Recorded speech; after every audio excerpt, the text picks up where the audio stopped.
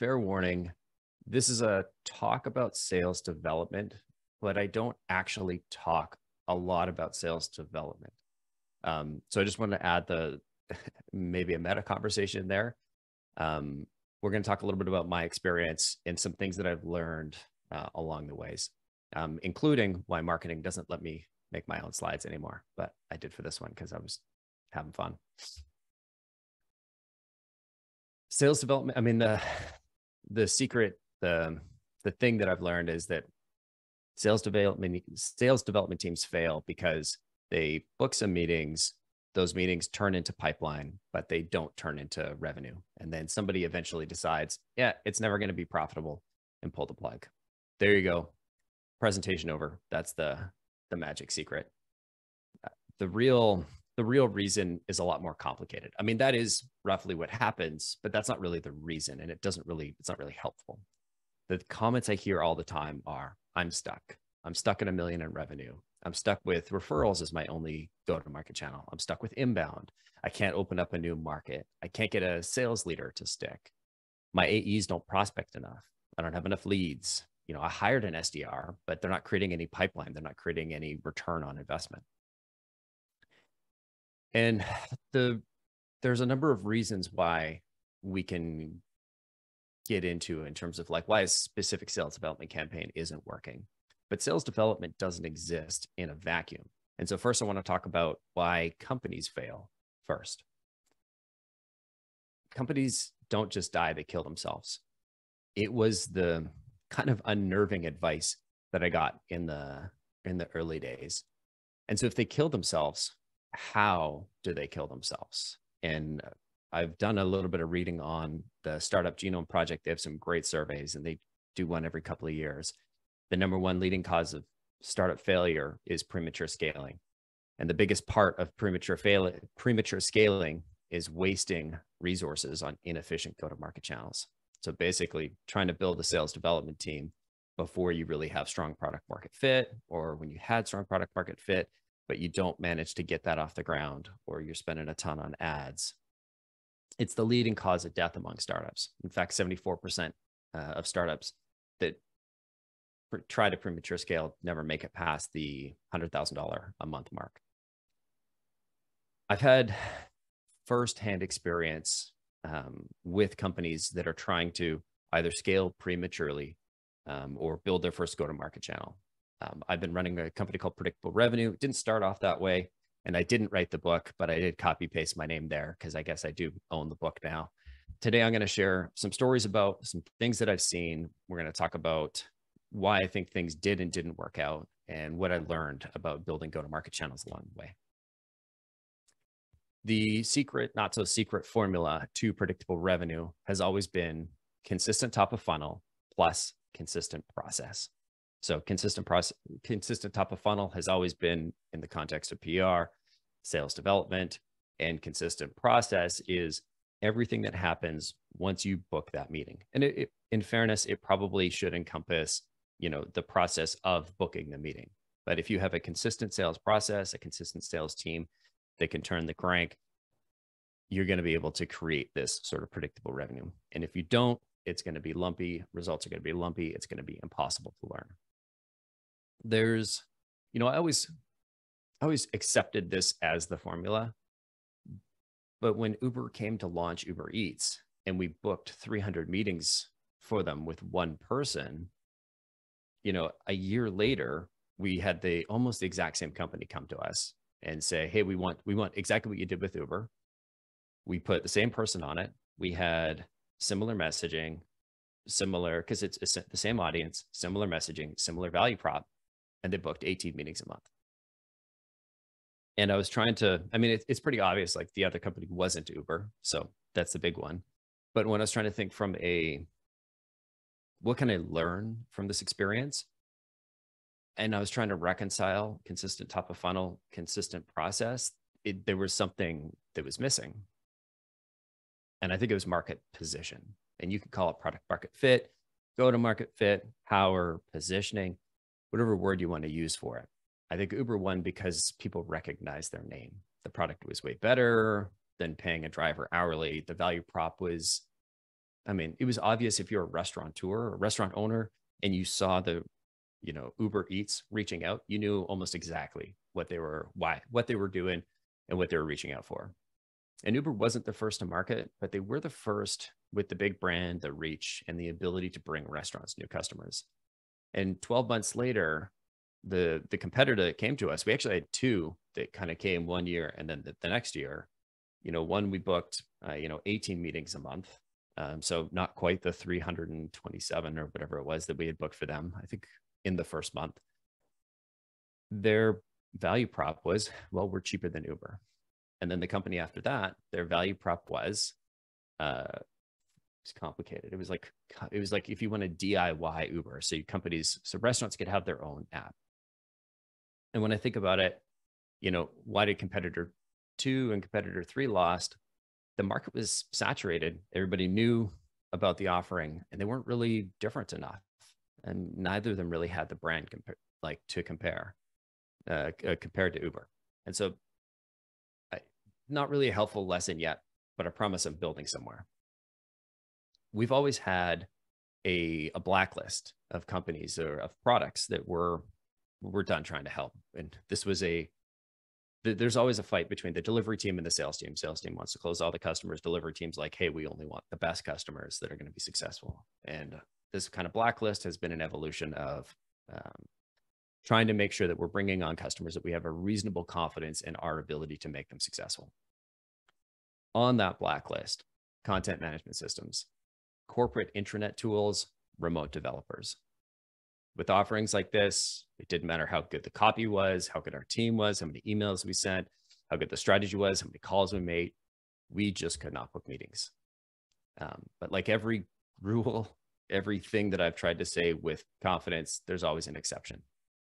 Because around 2015, one of the biggest segments of customers that was coming to us that we were turning away was remote dev shops. I can't remember exactly what it was. It must have been something to do with, pretty strong startup surge, whatever, but there was a large amount of them.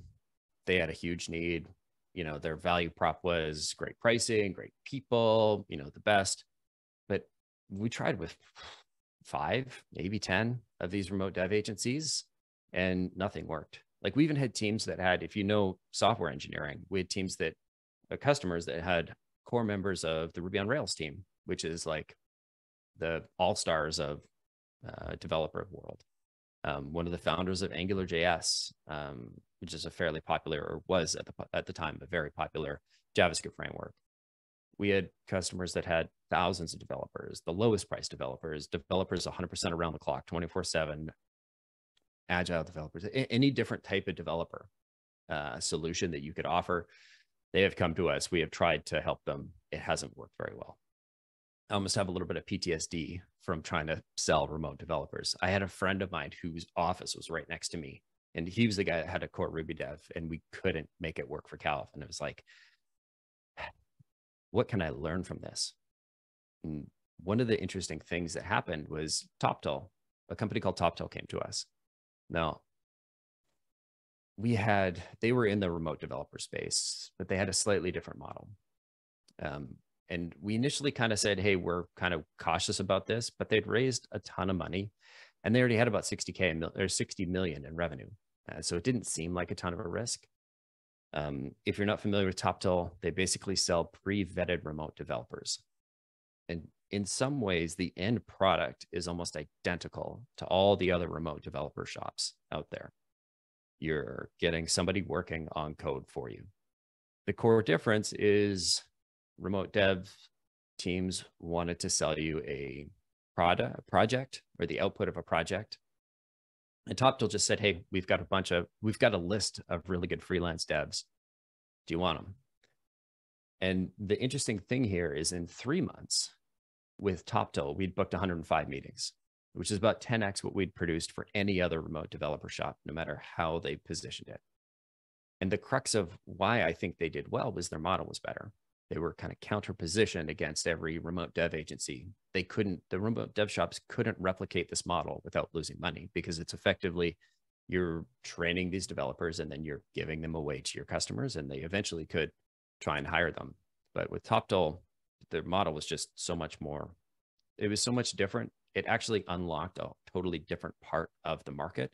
And so we were reaching out to the same tech companies that had developers with very, I don't want to say similar messaging. It wasn't similar messaging. It was, I mean, a similar quality person doing the outreach, but a very different reason why we're reaching out.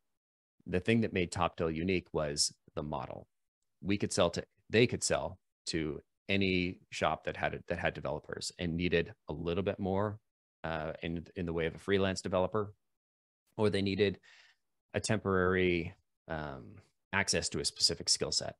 So instead of having their market be, you know, tech companies that wanted to outsource a particular project, their market was now tech companies that had developers and needed a little extra help or needed a specific skill set.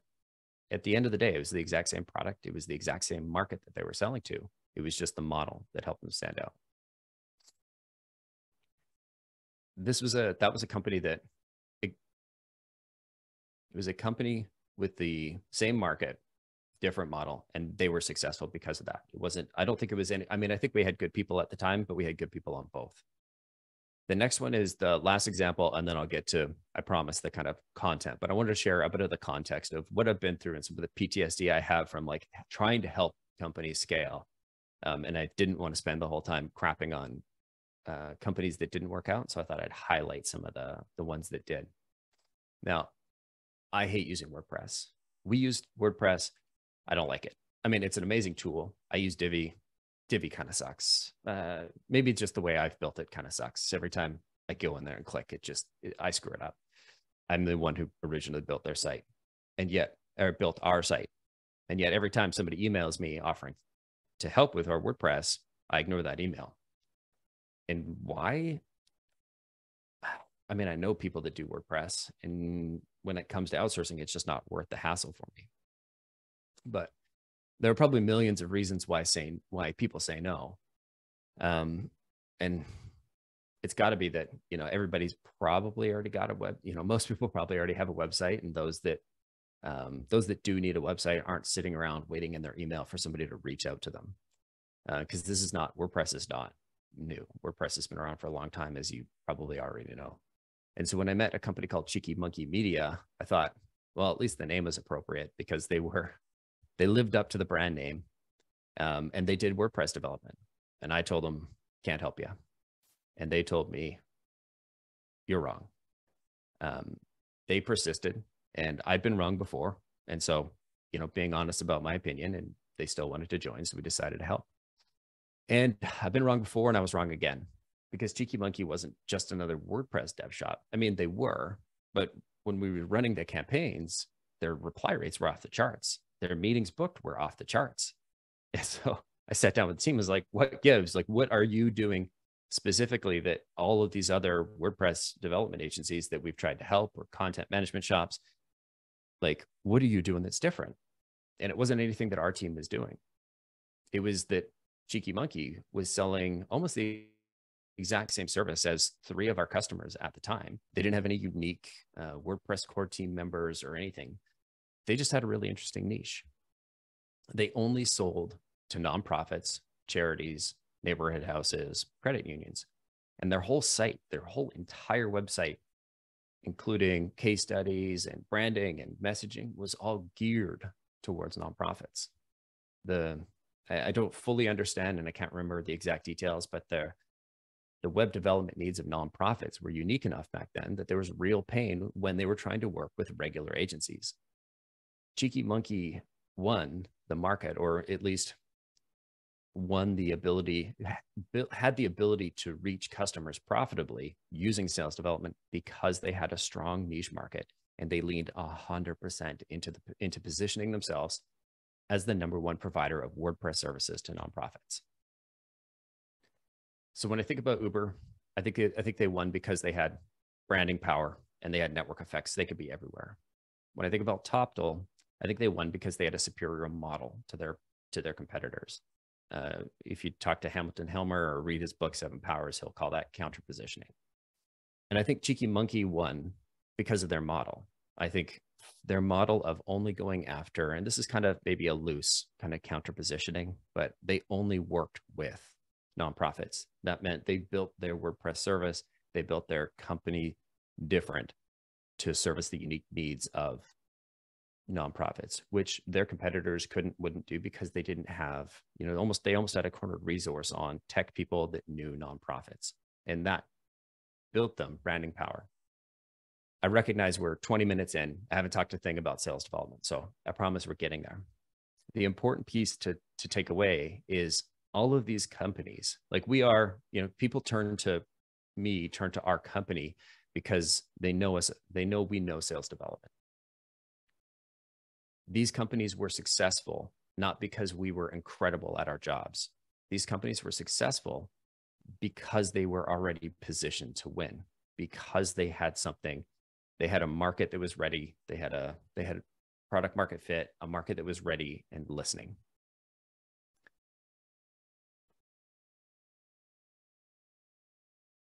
Sorry.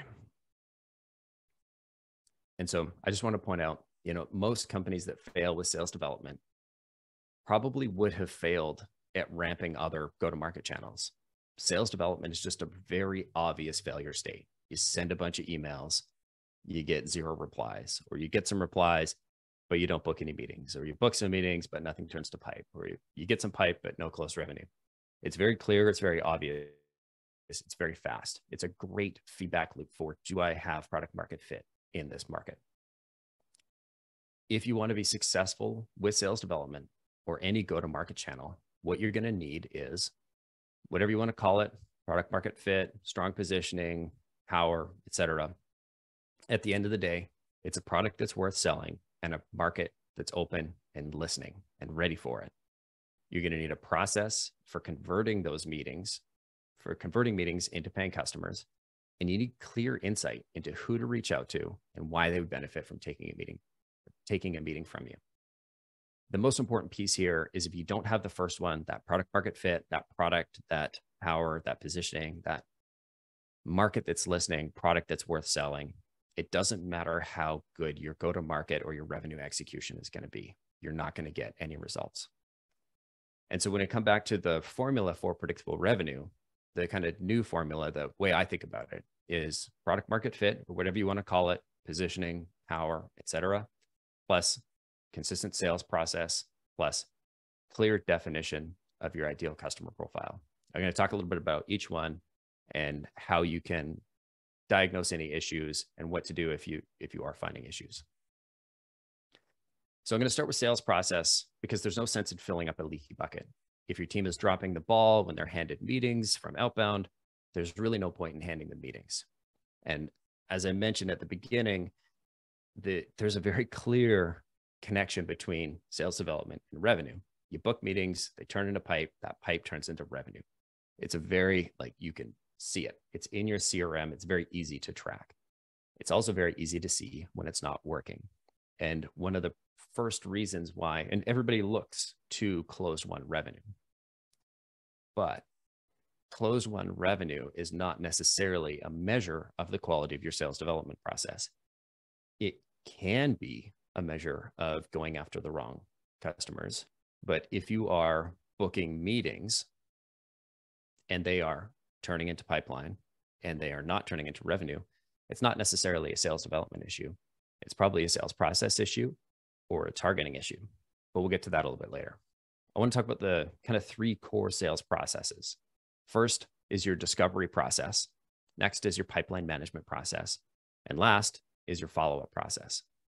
With these 3 core processes, I guess I would say these are the 3 core processes that you need if you want that real consistency in your, once you've booked that meeting and passed that from your sales development team to your AE team. And to reuse a meme I created earlier, customers don't kill deals, bad discovery calls kill deals. The number one reason why I think salespeople kill deals is they like to whip their deck out on the first call. They don't have a strong discovery call process. They just show up and they demo. Hey, let me show you my demo. Oh, you ready for a call? Let me show you my demo. specifically with that, this might work with inbound. And it doesn't work very well, but it works better with inbound than it would with outbound, because with inbound, there's at least some interest. And so that interest, that the nature that they had inbounded to you is going to earn you a few minutes. Then they're going to check out. Jumping right to a demo before you do discovery, number one cardinal sin. I see too many sales teams do it. So what does good discovery look like? Well, the goal is to get to a point of mutual understanding about your customer situation, the pain, and the context around it. At the bare minimum, you share the bare minimum about your offering to help the customer understand how you can help. You share a little, and then you ask for feedback. Again, the goal is to learn, and that means not talking a whole bunch and asking a whole bunch of questions. And then you wrap by booking next steps on the call. That means you do not get off the phone until you have booked a next step. And if there is no next step and they say, oh, no, we just want to think about it, then the next step is a follow-up call a month from now, 3 months from now, that you mutually agreed on. In terms of what a good discovery call process looks like, right? If we want to go a little bit deeper on what an actual call looks like, the framework I like to use starts with recapping our previous actions. So we're opening the call, we're recapping any previous actions. So if this is our first call, if this is a handoff from a sales development rep, if this is a secondary discovery call, like so if we bring in multiple, if we have multiple discovery calls or if we have multiple buyers, I'm doing a recap of, okay, well, last time we talked about this, XYZ, we found that there were these pains. Did I miss anything? Or, hey, so I noticed you talked to, Sarah, she booked this meeting. She said you were interested in X, Y, and Z. Does that sound right? So the first step is to recap. The next step is to understand their desired outcome for the call. So if the worst thing in the world you can do in sales is to waste your time, pitching and talking to a customer that just isn't ready, doesn't understand why they're on the call, and they're just there to be polite. Maybe this happens a little bit more in Canada, but I've seen it happen all over the world. I've seen it happen to me, SDRs that I've been coaching, managing, AEs that I've been coaching. And so you want to understand, now that you have this person who's agreed to invest some time with you, what is the desired outcome that they're looking for? The thing that they're almost always going to ask you is, what can you do for me? Tell me about what your product does. This is where a lot of people just whip out the demo. Say, great, I'm happy. I'm so glad you asked. Let me tell you about it. This can be one of the most critical moments in a sales call because you have two paths. You can go down the demo route and basically lose the deal, or you can say, hey, you know what? That's a really good question. Do you mind if I ask you a few questions first? And then I'll tailor what I show you to what you're actually looking for. Mentor of mine calls this catch and release. You catch and accept their question, and then you say, hey, listen, I do you mind if you ask their permission to ask a couple of questions first? 99% of the time, people are going to say, yeah, no problem.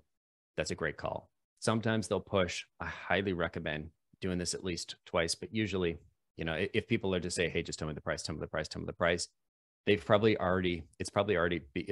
because they've already gone through this process with a few of your competitors and they're just looking for the nuts and bolts comparison. You've probably already lost this deal. So if they're not willing to tell you anything, if they're just looking for a price, you may as well just give them the price, see what they think about it, and then get off the call, because you've probably already lost the deal.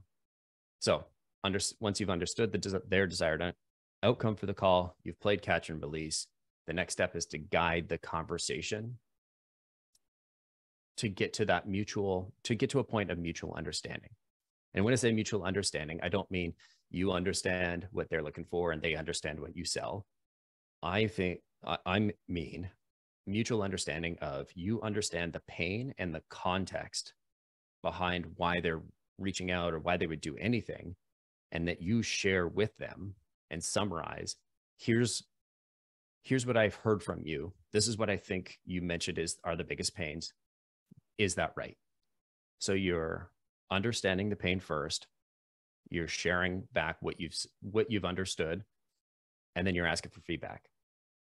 This is a little bit of a loop some people call it a trial close. I like to call it feedback. So when you learn something, you are confirming that you have learned it so that you aren't moving forward in the sales process with false assumptions or a false understanding. Because so much of what you're doing is you're trying to build understanding, empathy, and context around their pain so that you can help show them the piece of your tool or the piece of your product offering service that is going to help solve that. And if you run into an issue here, or if you miss something, if you're not thorough here, it can throw off the whole process. So once you get to a point of mutual understanding, you've summarized, you've said, hey, what do I missed? They say nothing. Now you've got to this point of mutual understanding where they understand that you understand. Now I believe you've earned the right to pitch. And when I say pitch, to me, and the way I like to offer it, it's a recommendation.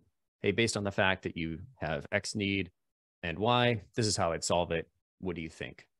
If you notice, I'm not talking a whole lot. I mean, I'm talking a whole lot because I've been doing a presentation to you right now. But in this discovery call, it's mostly me asking questions about the context. And when I share, I always follow up me sharing something with an ask. So here's my recommendation. What do you think? The goal here, it's really more of like a kind and friendly negotiation than it is a presentation or a pitch. It's a very strong conversation. It's a very good, strong process for a great conversation.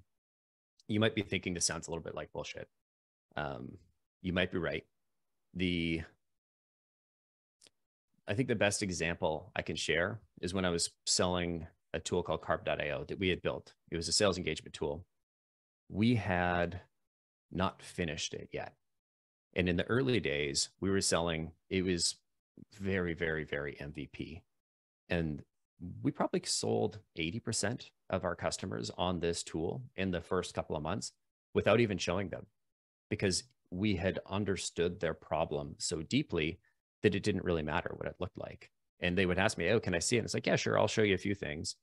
But I'm not going to do a full demo. And they're like, why? I'm like, well, because I'm going to give you access to the tool. It's going to show you how it's going to solve your problem. And so at this stage, does it matter what it looks like and what color it is? Or does it matter if it solves your problem? And almost everybody would say, it only matters if it solves my problem. So it didn't really matter what it looked like. So that's the discovery process. I'm going to speed up a little bit because we could go super deep on pipeline management. The two most important things to understand about pipeline management, and what I mean by pipeline management is your opportunity management, your stages, your stage definitions, those kinds of things. Having consistent and shared definitions for your stage and for your qualification criteria. Single most important thing. If that's all you take away from this, those definitions will help you understand your salespeople and where they're really at and where they're really succeeding and where they're really failing and where they're getting stuck. It's going to help you learn so much. If you want to do the advanced version, try tracking it as a number and a note in note field in your CRM. And I'll give you a couple examples in a minute so you can see. So first, process. When I say customer verifiable outcomes, if you think about, let's zoom in on solution review. This is probably one of my favorite ones. So in our process for predictable revenue, we skip contracting. We just go verbal closed. Well, it's not really, we don't have contracting, so we just call it verbal. The most important one here is solution review, right? You're with the qualify, somebody agrees to take a meeting. If they show up to a meeting, it's in qualify. If they agree to take a meeting, it's in qualify. If they show up to that discovery call, it's in discovery. If you've talked to them a number of times, it doesn't matter how many times you've talked to them, but once you have confirmed that do nothing is off the table, meaning that their pain is so great that they have to do something about it, it doesn't necessarily mean it's going to be with you, but they're going to do something about it, pass a solution review. That is the most magical takeaway from a sales pipeline perspective I've ever felt, in being able to sit with my AE and say, hey, Pete, why is do nothing off the table? Oh, well, this, and this. Okay, well, So if do nothing's off the table, what are their specifications? Like, what do they specifically need? And have you confirmed that we meet those? It adds, you go from like, where is this deal at, to having a really truly deep understanding of where the customer is in their buying journey. And the shared definitions of sales stages is the way you get there. If you want to add one more layer of complexity to this, and you don't have to, if you just go with this, it's going to help you so much more than probably at least how I was managing it ahead before I found this process. The next level to this is to have mutually agreed upon definitions for your qualification criteria. Now, this is a process called MEDDIC. I'm not going to go super deep into it because this is a talk in and of itself. But the three most important ones here are economic buyer, the E there. So who can approve and move the budget? The identified pain. What is it that's really driving them to want to make a change? And then, so like, what is the obstacle? What is it that they need to accomplish that they can't right now? And then the metric. And the metric is how you quantify the impact of that pain. So if you only take three things away from here, if you're not doing, you could do BANT, you can do ANUM, you can do MEDDIC, MEDPIC, whatever. Metric, economic buyer, identified pain are the three most important ones to be talking with your AEs.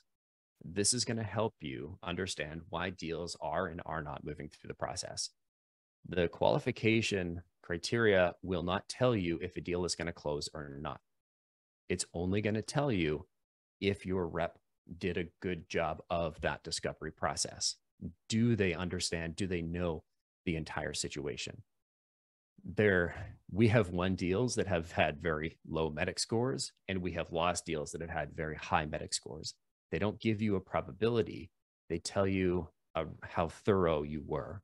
And I would say that there is probably a strong correlation between how thorough you are in your discovery and your qualification and your win rates.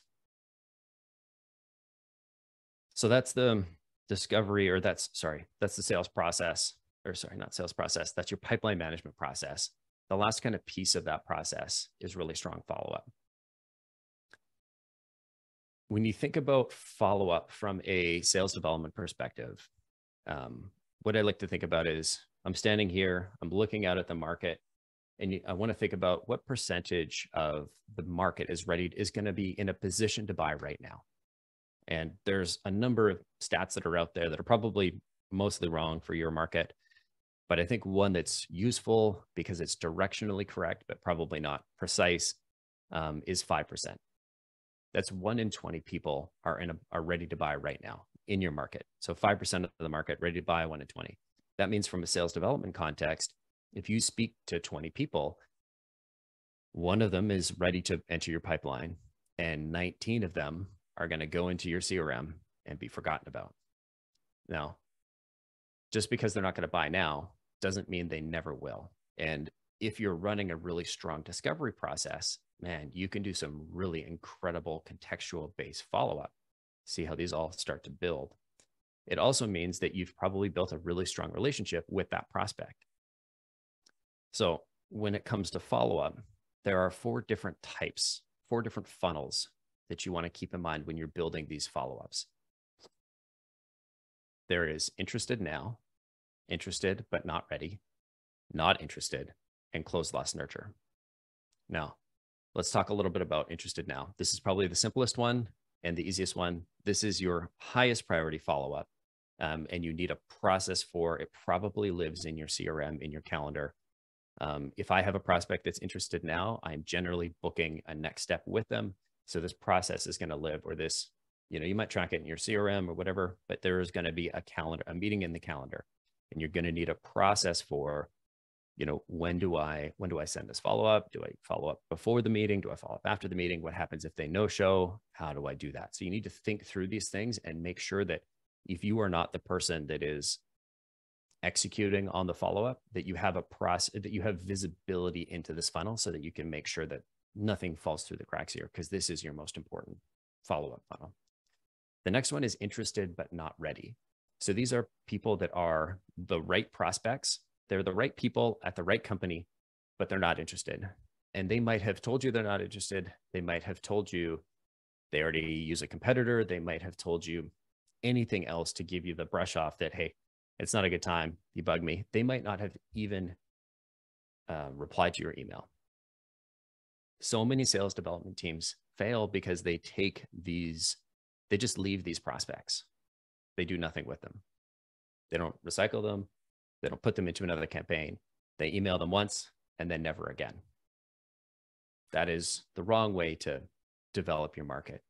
If you have people, companies, and individuals that are the right fit, potentially, they're just not ready now. There needs to be a process for what happens after we run that first sequence.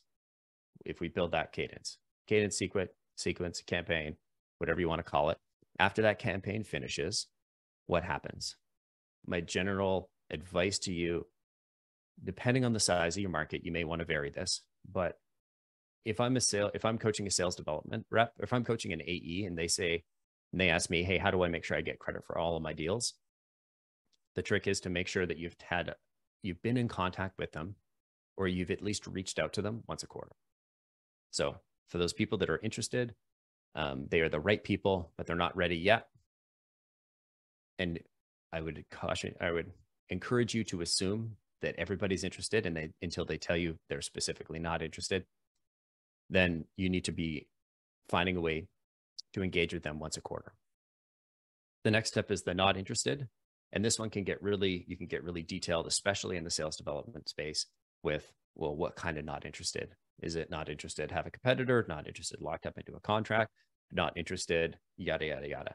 This is like your opportunity, close lost reasons, but for sales development. So when you're reaching out, you really want to understand if they say not interested, a little bit more context, and then have specific follow-up campaigns for the different reasons.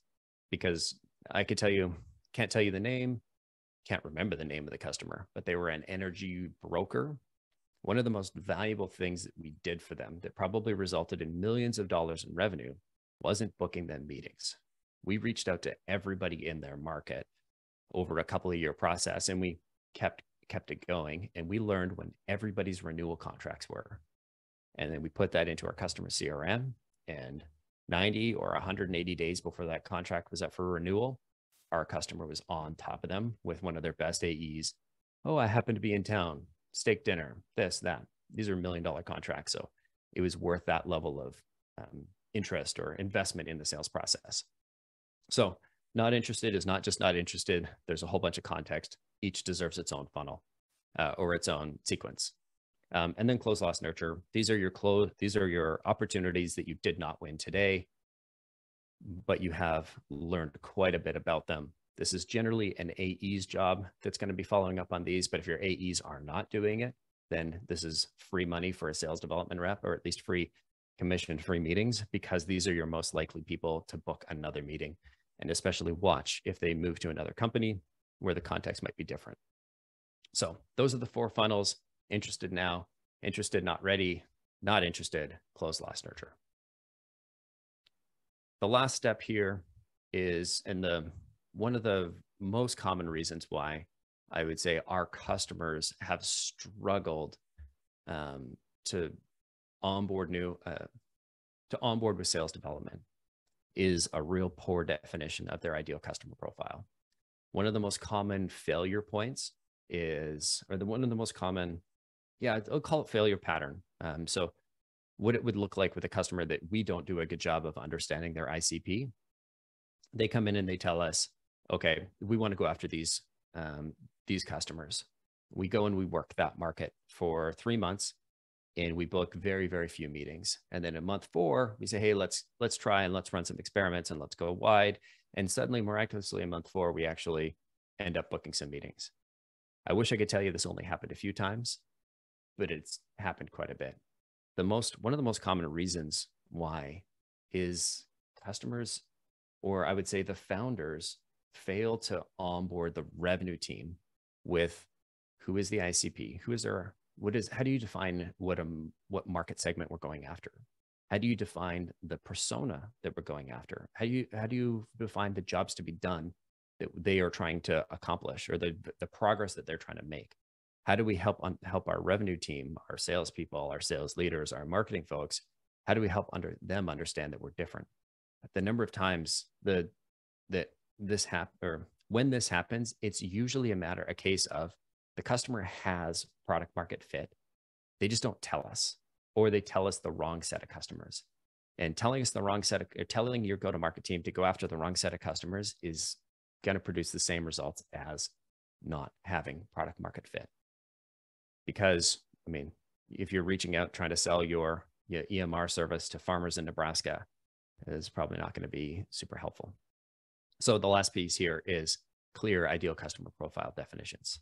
Now, I've got a little process, and I'm happy to share the worksheet with everybody if they want to go in and put their criteria into it. I'll share a copy afterwards if anybody's interested. But there are generally everything kind of breaks down into 3 hypotheses: targeting hypothesis, your need hypothesis, and the solution hypothesis. Targeting is the definitions of, the company targeting criteria and the person targeting criteria. The need is where we get really deep on the context of the need. And then the solution is essentially based on all of the context from the targeting and the need. This is how we solve it. And then we build our core messaging from there. So it might be it's kind of the jumping off point to build that core messaging, or to build your sequence. This is what our market fit template looks like. Company targeting, persona targeting. We go into the responsibilities. This is what's on their job description. The goals, this is their KPIs for the year. The jobs to be done is specifically the progress they're trying to make today to accomplish their goals. The obstacle is what's getting in the way of them making that progress. And then we go into how it's believable, alternatives, any relevant trends, and how we're, the proven results. We map all this out, and this gives us what we need or gives your sales development team, your revenue team, the information that they need in order to reach the customers. This is what one of those looks like. This is a slightly different version we did for a customer. I've kind of anonymized it a little bit, so you can't really tell which customer it was. But this is what it looks like. It is an absolute ton of work to get this right. But the reason you want to do this is, one, to make sure that you are handing off the product market fit to your people that are going to find your next customers. And then 2, if you do not know exactly the market that you're going after, if you do not know exactly the persona, the responsibility, the pain that they're trying to solve, this will help you learn. Because each hypothesis, if you look at each row, we change one thing. So only one thing changes, and then you have a test associated with that. And so this is our process for organizing the chaos and building it into learning. When you're looking at sales development, the kind of milestones, it all starts with that market fit. Then it's your first positive replies, your first pipeline, your first closed deal, your first repeatable, saleable month. To get there, you need to start with strong product market fit, or positioning, or power, whatever words you want to use. You need a strong sales process. You need clear definitions of your ideal customers. And that's how you're going to get to predictable revenue. And that's how you're going to prevent or diagnose whether or not your sales development teams are going to be successful, and if they're not being successful, how to fix it.